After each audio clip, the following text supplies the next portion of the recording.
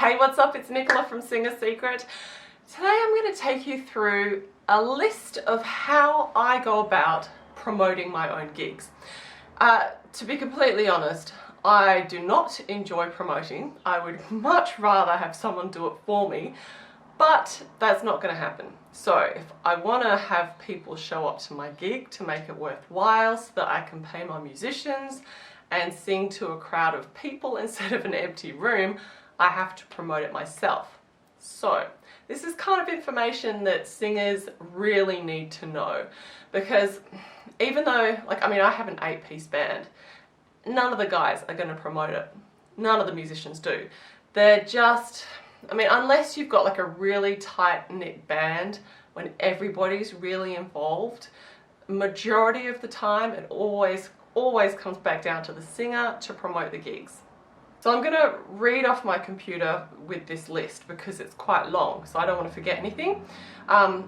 So I break down my promotions into several sections, starting with my website, and that's media that I own. So with my website, first thing that I do is I upload my shows, my gigs, to a platform called Songkick. I used to use Bandpage, and the reason I do this is because I have a widget on my website which pulls in gig information. And the reason I use these widgets rather than just putting the information straight onto my website is because Bandpage back then and now Songkick are integrated with Google, so Google tends to pick up the gigs that you put on these sites and then pull onto your website, which means that they're likely to be seen by more people. Other thing about Songkick that I like is that people can actually subscribe to that, and it has like an app as well, so people can get updated about where the shows are going to be of the artists that they follow. So people can follow you on Songkick and get updated and notifications on that app when you put a new show in. So I do that first. It's the first thing that I do. Secondly, I add a banner to my website. So on the homepage, I make a nice big splashy banner to go right across the top, because obviously it's the first thing that people are going to see when they go to the website, and I promote my show there. I either use it to promote an album or promote a show. Now the next thing that I do for my website is I write a blog post around the gig. So this is more content marketing. So that means I've got to get my camera out, I've got to take some nice photos, I've got to make a poster, put that up on the website, talk a little bit about the gig, get people excited and why they should come. My gigs are quite easy to promote because I am quite a niche performer, and so I tend to have quite themed events anyway. So one of my shows is called Roaring 20s Riot, which means it's all kind of 1920s, everyone dresses up, there's Gatsby kind of glitz and glamour, and they're really kind of easy to promote in that sense. But once you've got that blog post, and it's a combination of text and images, you can then tweet it, you can then Facebook it, you can then, share it out on other social media platforms. And it's really great for search engine optimization because, it pulls people back into your site. And then the last thing that I do of my own media is I send out an email newsletter to my list. So if you haven't got an email newsletter list of people that you're collecting, it's so important to do that, because Facebook or Instagram or Twitter can shut down any day and you don't own that media. You only own your website and your email list. So that's why it's really important to make sure that you're collecting emails so that you've constantly got a way to keep in touch with fans. It also means that fans can kind of put their hand up and say, yeah, I'm really interested in what you've got to offer, to the point where I'd like you to send me emails, which is, I think, a stronger connection than just being on social media. Then they want to hear from you when you've got a gig, so sending them an email is a really great way of getting fans to come to a show. By the way, I'm going to write this entire list out over on singersecret.com. I'll put a link to it below where you can go and check it out, so you don't have to write it down yourself. This is quite a long list. It's quite a long list. Okay, moving on to social media. Then I hit up Facebook, and I do Facebook because that's where I've got the most followers, I will be the first to admit that I have not put nearly as much love and attention into my social media as I do into other areas of my music. And I am making a big effort this year to change that. The reason is because, and I found that this has been a real problem for me since I arrived in London, because back in Australia I had really good relationships with corporate booking agencies and venues. So getting gigs was not hard for me. I could just go to a gig and then people kind of knew me and I would sell out shows and it wasn't a problem. But in London, nobody knows me. So it's kind of like, alright, how do I get people to come to my show other than spending like a whole heap of money on advertising? This is where social media would really have come in handy. So it just goes to show that's like one of the reasons why it's important to keep your social media up. Watch this space. As I grow mine, I will let you know any tips and tricks that I come across. And if you know of anything that I should know about growing my social media following for my own music, let me know in the comments. But having said that, I guess I am quite lazy on it for my own music, because I do know how to use social media, obviously, because that's how I communicate to you through Singer's Secret. Oh, Nicola, work on your social media. I don't know what it is. It's weird. Like with my own music, I kind of like, I don't like putting the camera on myself for my own music. I kind of feel like with Singer's Secret, I'm helping people, so I feel like it's a selfless sort of a thing. But with my own music, I kind of feel like it's all about me, so I just tend to get really shy. I don't know, I just need to change my attitude, I think. Alright, so Facebook is next. I create a Facebook page banner, and I change my Facebook page banner to the one of the show. I do this twice because then I also create a Facebook event and I put my banner in there as well. Then in my Facebook event, I will put a description about the event. I'll write something like really cool, and then I'll switch accounts back to my personal profile, and then from there I'll go and invite everybody that I know to the event that I think might want to come. I don't spam, but I can invite all my friends and all that kind of stuff. But you can only do that if you switch to your personal account. You can't do that from a page. And then what I will do is, as I'm posting new information about the show, I'll also post on my Facebook page, but I also post within the Facebook event that's on my page, if that makes sense. So I'm posting lots about the event, but on different areas of Facebook. I will also promote it to my personal page as well, because, you know, friends are lazy and they don't always hang on over to your page, so I put it on my personal profile as well in case any of my friends miss my page posts and they still want to come to the gig. Next is Instagram. I don't put a picture promoting the show, but I have been known to post like flat lays, including like the little flyers and things that I do with the shows, and then I post that if it kind of looks cute. I need to do more posting on Instagram though, like of outfits, you know, doing like those boomerang wiggles, like, oh, check out my new outfit. You know how it does that on Instagram? Yeah, I need to do that. Instagram stories, you can get on there and tweet.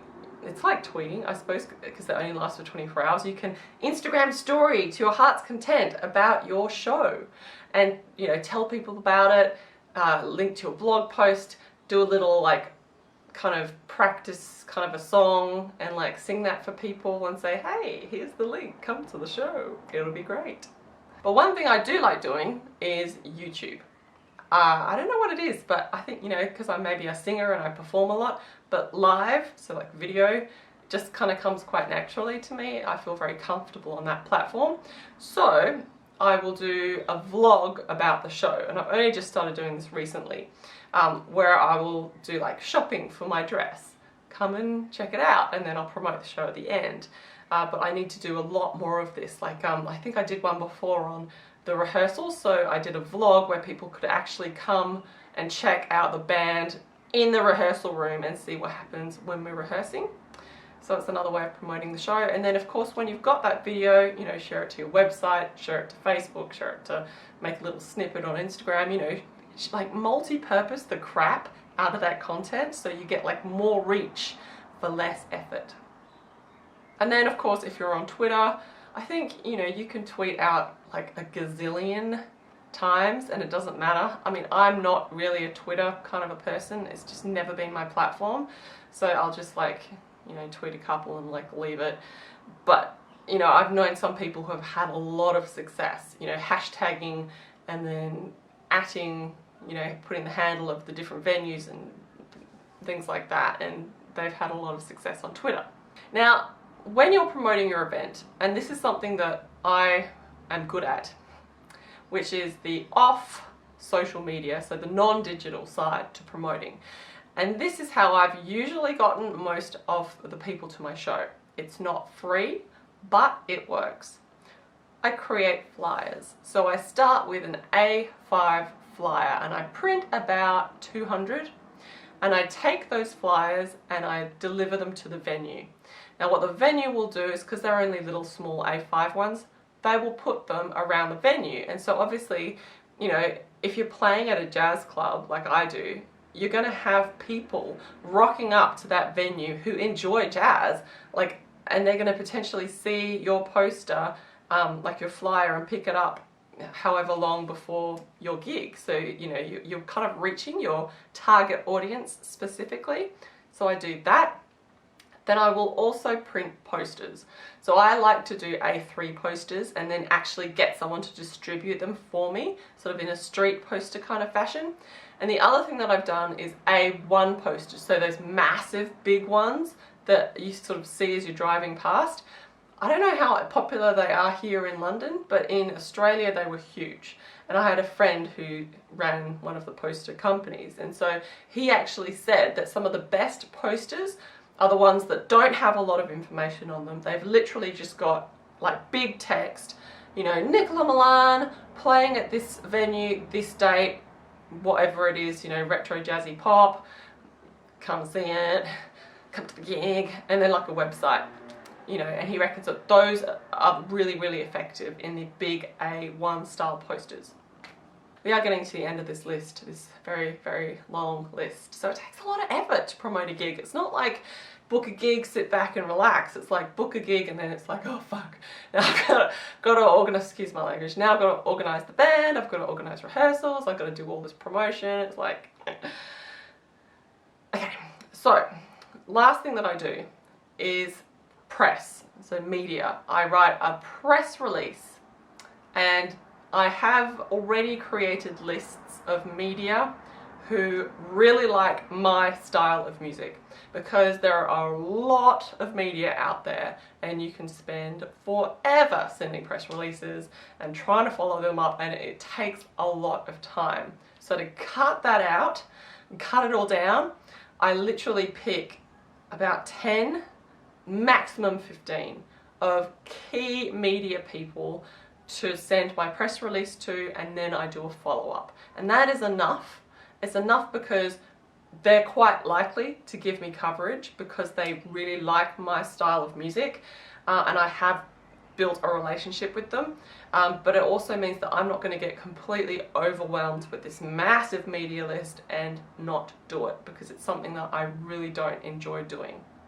One thing I have started doing also is sending personal invitations to key media that I really want to attend, to make it kind of, you know, a little bit more personal, make them feel special. You're like, hey, here's a personal invitation. Why don't you come to this gig? Look, it's posted. No one posts stuff, like no one posts letters out anymore, so it's extra special.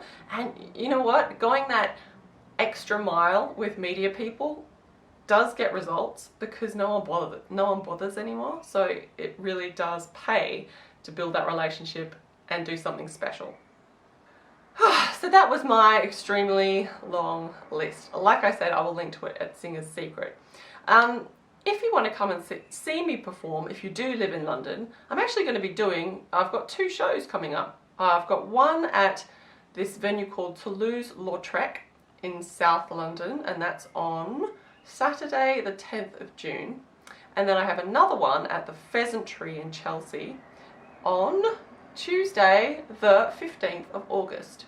I'll put a link to my website where you can check out the shows if you want to come. It's going to be awesome because I've got the full band and I rehearsed them the other day and it's sounding pretty good, so I'm actually really quite excited.